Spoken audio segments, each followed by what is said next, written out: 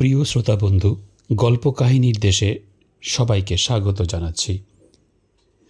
আজকে যে গল্প আমি শোনাতে যাচ্ছি, গল্পের নাম উত্তর সিকিমের ভূত বাংলো। লেখক সমরেশ বসু। গল্প শুরু করবার আগে শ্রোতা বন্ধুদের কাছে অনুরোধ, যারা এখনও চ্যানেলটিকে সাবস্ক্রাইব করেননি তারা সাবস্ক্রাইব করে রাখুন ও ভালো লাগলে একটা লাইক করে দেবেন এবং গল্পটি বন্ধুবান্ধবদের সাথে শেয়ার করবেন।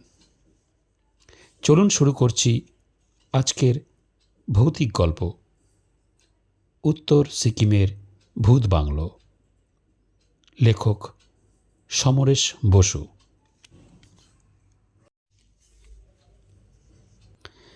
প্রায় 14 বছর আগে আমি প্রথম সিকিমের রাজধানী গ্যাংটকে বেড়াতে গিয়েছিলাম। কোথায় কোন হোটেলে উঠব সেসব আগের থেকেই ঠিক করা ছিল, কিন্তু সেখানে কাউকেই চিনি না। আমি একা মানুষ, গল্প করার, কথাবার্তা বলার লোক নেই। একমাত্র হোটেলের মালিক আর তার মেয়ে আর তার স্ত্রী ছাড়া। হোটেলের মালিক ছিল একজন বাস্তুহারা তিব্বতী। চীনারা যখন তিব্বত দখল করে নিয়েছিল তখন দলাই লামার সঙ্গে হাজার হাজার তিব্বতী ভারতবর্ষে চলে আসে আর নানান জায়গায় ছড়িয়ে পড়ে। এখনও সেই সব তিব্বতীরা আমাদের দেশেই থেকে গিয়েছে। গ্যাংটক শহরের সবচেয়ে বড় সৌন্দর্য হল প্রায় 2 কিলোমিটারের জায়গা অনেকটাই সমতল। শহরের বাজার, দোকানপাট, হোটেল, রেস্টুরেন্ট সবই সমতল রাস্তার দুধারে। আর এই রাস্তায় ঘুরতে ঘুরতে নীল আকাশের গায়ে সবসময় দেখতে পেতাম কাঞ্চনজঙ্ঘার বেশ বড় একটা অংশ মাথা তুলে দাঁড়িয়ে আছে। সকাল থেকে বেলা বাড়ার সঙ্গে সঙ্গে তুষারাবৃত কাঞ্চনজঙ্ঘার রঙও বদলাতে থাকত। সেই দিকে তাকালে বাকিটা সবই নিচের পাহাড়ি অঞ্চল, গাছপালায় নিবিড় সবুজ আর নীল দেখাত। আবার অন্যদিকে পাইন, দেবদারু, নানান গাছের ফাঁকে ফাঁকে পুলিশের ব্যারাক, সরকারি অফিসগুলো দেখা যেত। সমতল পথ দিয়ে হাঁটতে হাঁটতেই চলে যেতাম এককালের রাজা ছগিয়ালের প্রাসাদের দিকে। সেখানে একটা বৌদ্ধ মন্দিরে দেখতাম তিব্বতী লামা ও ভক্তরা গম্ভীর স্বরে মন্ত্রোচ্চারণ করছেন। আর একটি অনির্বাণ প্রদীপ সবসময় জ্বলছে। অনির্বাণ প্রদীপ মানে হলো যে প্রদীপ একবার জ্বালালে আর কখনো নিভবে না। তিব্বতী বৌদ্ধদের কাছে এই অনির্বাণ প্রদীপ খুবই পুণ্যের জিনিস। দুদিন বাদেই এক বাঙালি ভদ্রলোক এসে আমার সঙ্গে আলাপ করলেন। তিনি একটি সংবাদ প্রতিষ্ঠানের সংবাদদাতা। জিজ্ঞাসা করলাম, কি করে জানলেন আমি এখানে এসেছি? সাংবাদিক ভদ্রলোক হেসে বললেন, আমাদের কাছে কোনো সংবাদই চাপা থাকে না। কলকাতার এক খবরের কাগজে সাংবাদিক বন্ধু আমাকে টেলিফোনে জানিয়েছেন আপনি গ্যাংটক বেড়াতে এসেছেন। খবর পেয়েই হোটেলগুলোতে খোঁজ নিয়ে জানলাম আপনি এই হোটেলেই উঠেছেন, তাই আপনার সঙ্গে আলাপ করতে এলাম। আমিও ভদ্রলোককে পেয়ে খুব খুশি হলাম। তিনি ওর বাড়িতে আমাকে নিয়ে গেলেন, তার স্ত্রীর সঙ্গে পরিচয় করিয়ে দিলেন। তাদের একটি 5 বছরের মেয়ে ছিল। হাসি খুশি মেয়েটির সঙ্গেও আমার খুব ভাব জমে গিয়েছিল। সে আমাকে গ্যাংটকের অনেক গল্প শোনাত। সাংবাদিক ভদ্রলোক গ্যাংটকের যা কিছু দেখবার সবই আমাকে ঘুরিয়ে দেখিয়েছিলেন। Military captain T K. বাসুর সঙ্গে। টি.কে. বাসু অর্থাৎ তাপস কুমার বসু। গ্যাংটকের মতন জায়গায় একজন বাঙালি মিলিটারি ক্যাপ্টেনের সঙ্গে আলাপ হওয়া খুবই সৌভাগ্যের বিষয়। ক্যাপ্টেন বাসু একদিনের আলাপেই আমার এমন বন্ধু হয়ে গেলেন, পরের দিনই তিনি আমাকে তাদের মিলিটারি মেসে দুপুরে খাবারের নিমন্ত্রণ করলেন। বললেন, আপনি হোটেলেই তৈরি হয়ে বসে থাকবেন, আমি নিজে না আসতে পারলে গাড়ি পাঠিয়ে দেব। মিলিটারি ড্রাইভার আপনার খোঁজ করে আপনাকে নিয়ে যাবে। গ্যাংটকের মতন জায়গায় এরকম একজন ক্যাপ্টেনকে পেয়ে আমার খুবই আনন্দ হলো। পরের দিন একজন মিলিটারি পোশাক পরা সর্দারজি অর্থাৎ শিখ ড্রাইভার বেলা 11টায় হোটেলে এলেন। আমি হোটেলের নিচের তলায় রেস্টুরেন্টে বসেছিলাম। ড্রাইভার সর্দারজি হোটেলের মালিককে আমার নাম বলতেই তিনি আমাকে দেখিয়ে দিলেন। সর্দারজি আমাকে একটা ছোট চিরকুট দিলেন। তাতে লেখা ছিল, দাদা ড্রাইভার যশবন্ত সিং আপনাকে নিয়ে আসবে, আপনি এর সঙ্গে চলে আসবেন। ইতি তাপস।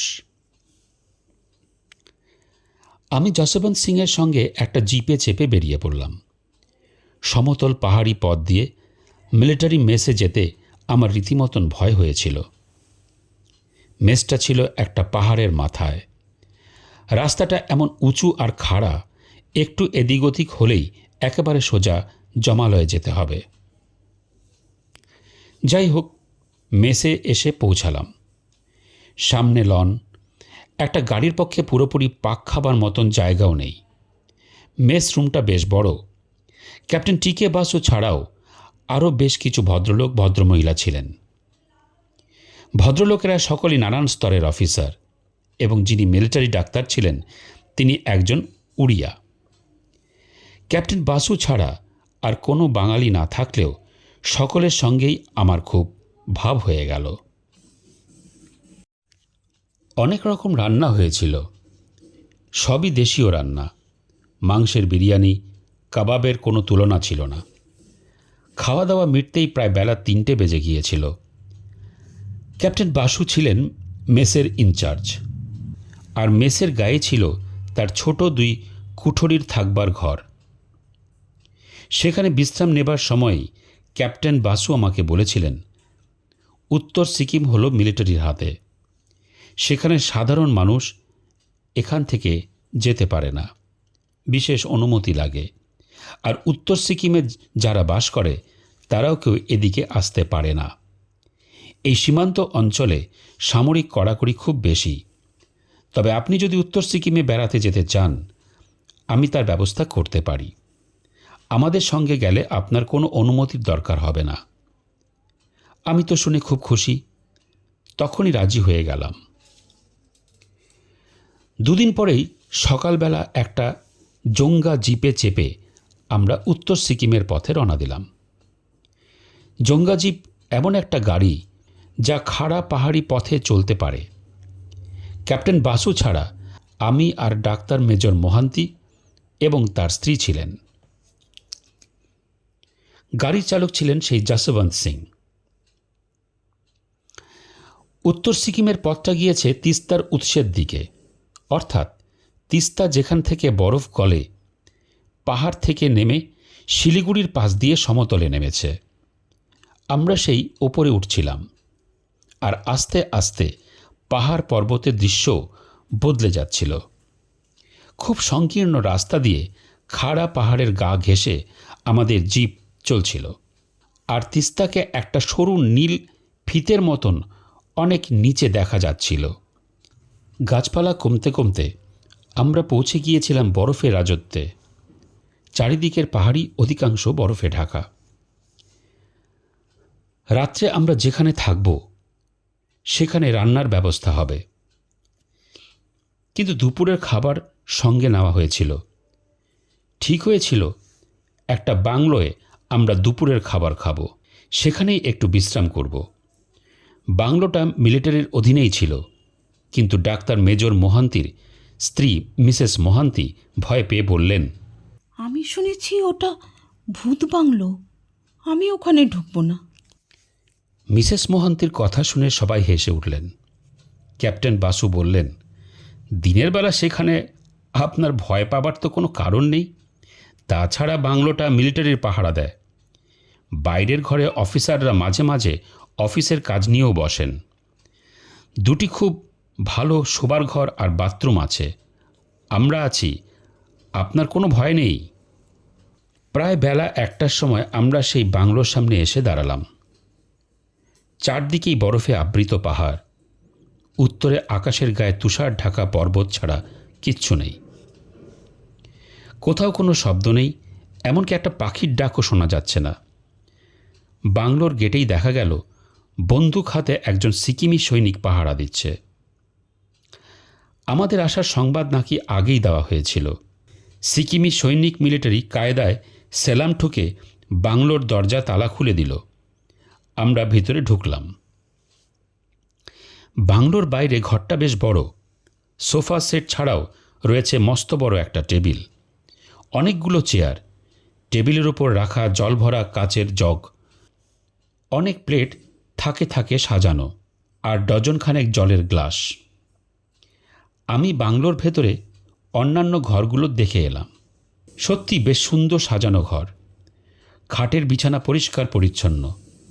ডাক্তার মোহান্তি নিজেই মিসেস মোহান্তিকে নিয়ে একটা শোবার ঘরে ঢুকলেন। ক্যাপ্টেন বাসু ড্রাইভারের সাহায্যে গাড়ি থেকে খাবার নামিয়ে টেবিলের ওপর সাজালেন। ডাক্তার মোহান্তি বাইরের ঘরে এসে বললেন, আমার স্ত্রীর ভয় কেটে গেছে, উনি বাথরুমে গেছেন, এখন বেশ খুশি আছেন। আমার খুব শীত করছিল। তাড়াতাড়ি খেয়ে নিয়ে একটা শোবার ঘরে গিয়ে কম্বল মুড়ি দিয়ে খানিকক্ষণ বিশ্রাম করবার জন্য ব্যস্ত হয়েছিলাম। এই সময় হঠাৎ মিসেস মোহান্তির একটা আর্তচিৎকার ভেসে এলো। তিনি ছুটতে ছুটতে বাইরের ঘরে বেরিয়ে এলেন। দেখলাম তার চোখ ভয়ে ও আতঙ্কে বিস্ফারিত। মুখে বোধহয় জল দিয়েছিলেন, মুখটা ভেজা। আমরা সবাই তাকে একটা সোফায় বসিয়ে দিলাম। তিনি প্রথমে কোনো কথাই বলতে পারছিলেন না। তারপরে কোনো রকমে যা বললেন তা হলো, বাথরুমের জানলাটা নাকি হঠাৎ যেন বাতাসের ঝাপটায় খুলে যায়। জানলায় কোনো গরাদ ছিল না। জানলায় দেখা যায় বিকট দর্শন একটা মুখ, মাথায় লম্বা লম্বা চুল, বেনি পাকানো, অথচ মুখে ঝুলের মতন গোঁফদাড়ি। সে হাসছিল না কি করছিল তা বোঝা সম্ভব হয়নি। কেবল তার মস্ত লাল জিভ আর বোগরা বোগরা বড় দাঁত দেখা গিয়েছিল। সে অদ্ভুত শব্দ করে মিসেস মোহান্তির দিকে হাত বাড়িয়ে দেয়।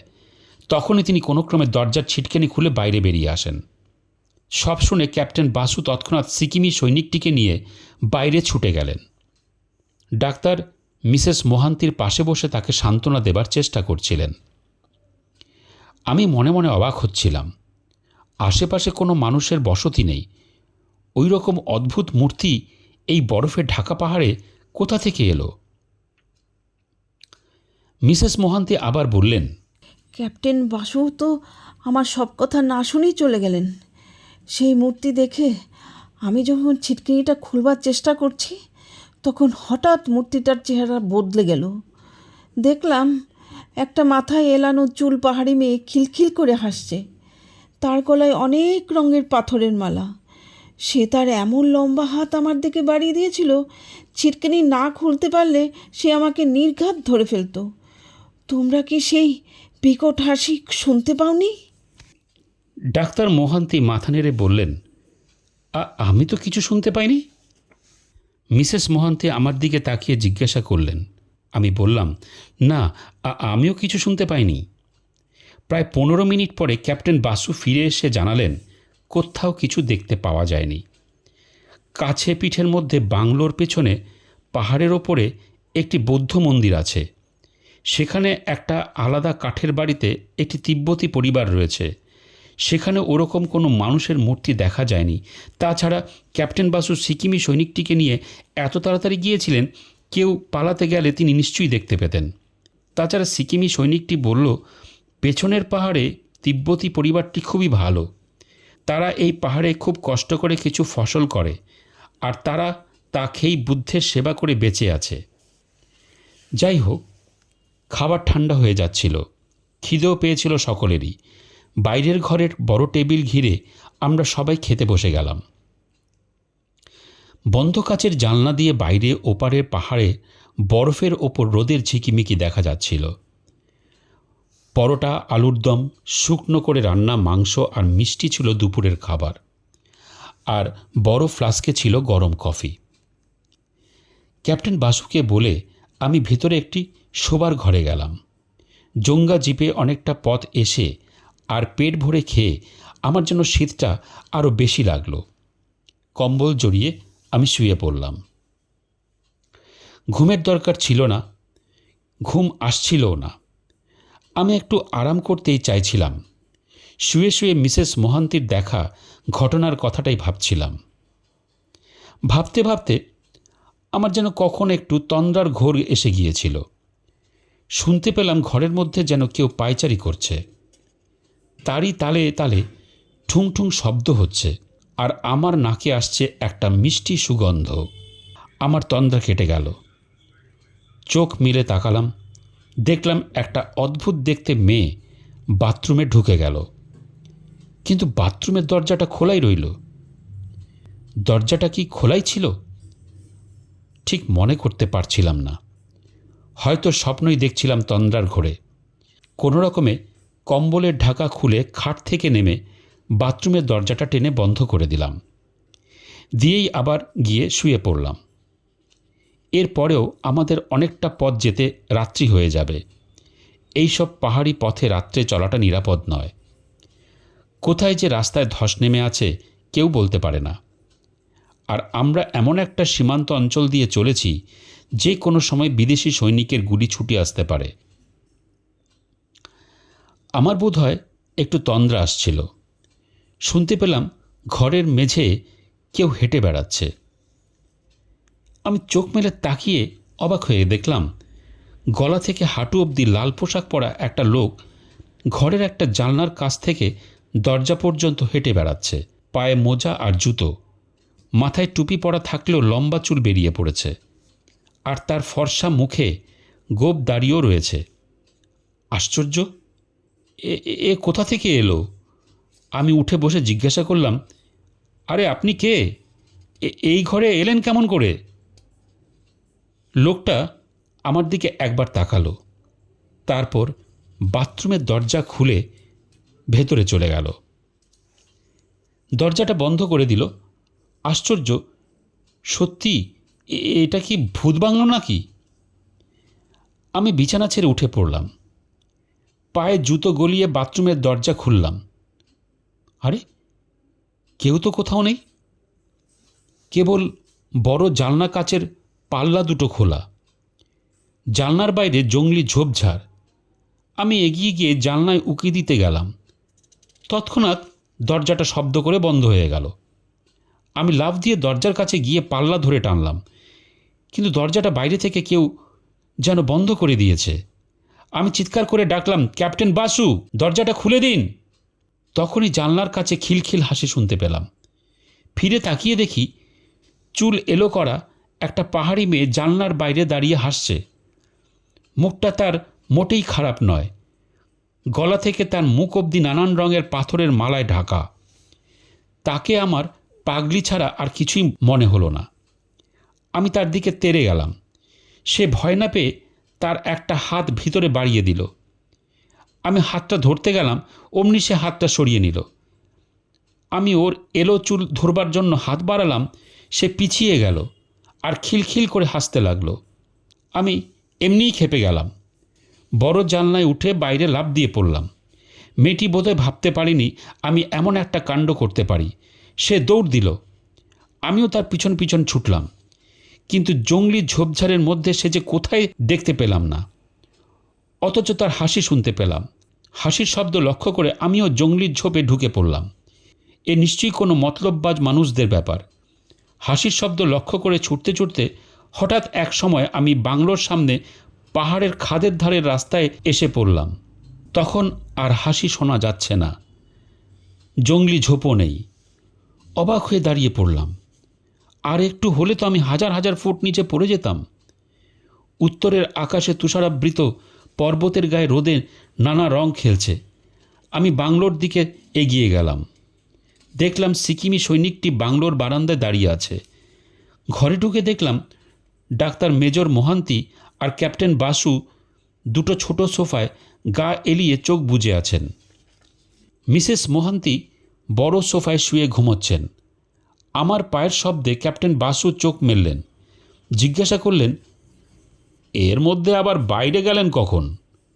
আমি বললাম, ঘর থেকে এসে বলছি। আমি যে ঘরে শুয়েছিলাম সে ঘরে ঢুকে বাথরুমের দরজাটা দেখলাম। অবাক কাণ্ড, সত্যি বাইরে থেকে বাথরুমের দরজাটার ছিটকিনি বন্ধ। তাহলে কে বন্ধ করতে পারে? আমি শোবার ঘর থেকে বাইরের ঘরে এলাম। ক্যাপ্টেন বাসুকে ইশারায় ডেকে ঘরের বাইরে গিয়ে সব কথা বললাম। তিনি শুনে খুব অবাক হয়ে বললেন, আমরা কেউ আপনার শোবার ঘরে তো ঢুকিইনি, কোনো মেয়ের হাসিও তো শুনতে পাইনি। আমরা দুজনেই দুজনের মুখের দিকে অবাক হয়ে তাকিয়ে রইলাম। এই ভুতুড়ে ব্যাপারের কোনো ব্যাখ্যাই আমি আজ পর্যন্ত খুঁজে পাইনি। আমার ধারণা ওখানে এমন কিছু লোক হয়তো আছে যারা চায় না বাংলোয় এসে কেউ থাকুক। ওখান থেকে চলে আসবার সময় সিকিমি সৈনিকটিকে জিজ্ঞাসা করেছিলাম সে কখনো কিছু দেখেছে কি না, কিন্তু সে পরিষ্কার বলল, না, সেরকম কিছু দেখলেই আমি গুলি চালিয়ে দিতাম। দুর্ভাগ্যের বিষয়, আমার কাছে বন্দুক বা রিভলভার কিছুই ছিল না, কিন্তু ক্যাপ্টেন বাসু আর ডাক্তার মেজর মোহান্তির কাছে রিভলভার ছিল। সেই জন্যই কি ভূতেরা তাদের দেখা দেয়নি, কে জানে। প্রিয় শ্রোতা বন্ধু, এই ছিল আজকের গল্প, উত্তর সিকিমের ভূত বাংলো। শ্রোতা বন্ধুদের কাছে অনুরোধ, যদি গল্পটি ভালো লেগে থাকে একটা লাইক করে দেবেন ও প্রিয়জনদের সাথে শেয়ার করবেন। শ্রোতা বন্ধুদের কাছে আরও একটি অনুরোধ, যারা এখনও চ্যানেলটিকে সাবস্ক্রাইব করেননি তারা সাবস্ক্রাইব করে রাখুন, যাতে পরবর্তী ভিডিও নোটিফিকেশন সবার আগে আপনার কাছে পৌঁছতে পারে। প্রিয় শ্রোতা বন্ধু, আজকের এই গল্প দিয়ে আমাদের আজকের এই পর্ব এখানেই শেষ হচ্ছে। আগামী পর্বে আরেকটি নতুন গল্প নিয়ে আমি হাজির হব। নমস্কার।